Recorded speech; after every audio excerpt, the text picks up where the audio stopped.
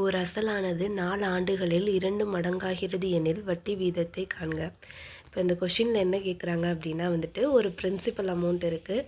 அது 4 வருஷத்தில் வந்து டபுள் ஆனால் அதோட ரேட் ஆஃப் இன்ட்ரெஸ்ட் தான் வந்து கேட்டிருக்காங்க. இந்த மாதிரி மடங்குகள் சம் கேட்டாலே நமக்கு வந்துட்டு டைரக்ட் ஃபார்முலா இருக்கா.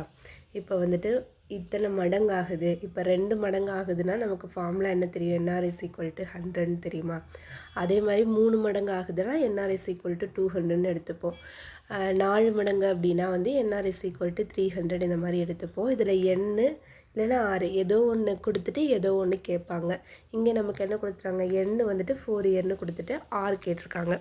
அப்போ போய் நம்ம ஃபார்முலாவில் அப்ளை பண்ணோம் அப்படின்னா இப்போ 2 மடங்குன்னு சொல்லிட்டாங்களா, அப்போ நமக்கு என்ன formula, NR is equal to 100 என்ன சொல்லிட்டாங்க, 4 இயர்ஸ்னு சொல்லிட்டாங்க. இப்போ 4 இன்ட்டு ஆர் போட்டுட்டோம், 100 போட்டாச்சு. இதை கேன்சல் பண்ணோம் அப்படின்னா 4 டேபிளில் 100 எத்தனை டைம்ஸ் வரும், 25 டைம்ஸ் வரும்.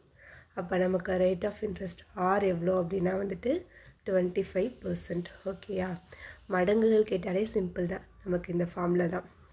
2 மடங்கு அப்படின்னா வந்துட்டு என்ஆர் இஸ் ஈக்குவல் டு 100ன்னு போடுவீங்க. 3 அப்படின்னு வந்துச்சுன்னா இங்கே 200 வந்துடும். 4னா 300, 5னா 400 இந்த மாதிரி வரும். ஓகேயா.